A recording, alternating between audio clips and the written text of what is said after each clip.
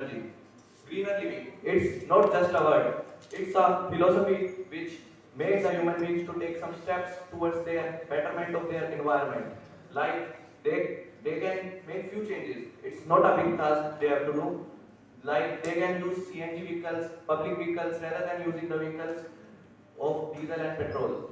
They can use the jute made bags or cloth bags rather than using the leather bags or plastic polythenes. Because the chemical plastic decomposes in our environment, it is harmful for us and for whole of our planet. So that's why we should keep some eyes on these things and take some steps towards these things.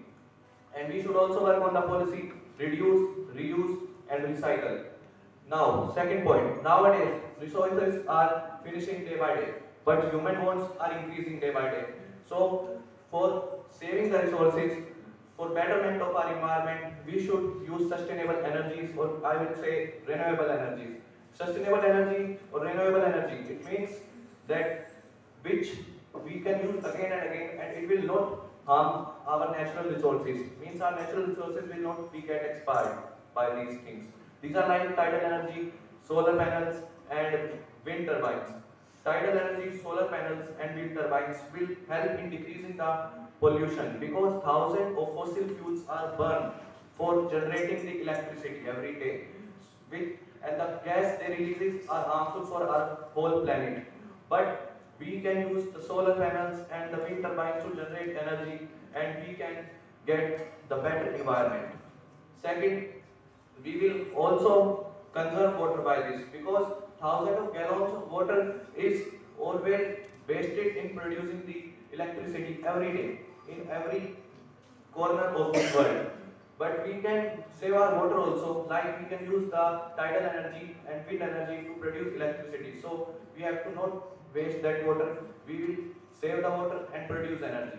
We can also decrease our electricity bills, water bills, and the bills which comes with these things. Like we can the installation cost of these things are high, I know, but the maintenance cost is less, and they will also reduce our further costs like our electricity bills and water bills. Like the solar panel, they will decrease the they will convert the solar energy to the electrical energy, and the wind turbines they will convert kinetic energy and to mechanical energy, and mechanical energy to again electrical energy. So we can save electricity. So at last, I want to say, save electricity, save water, and save your planet.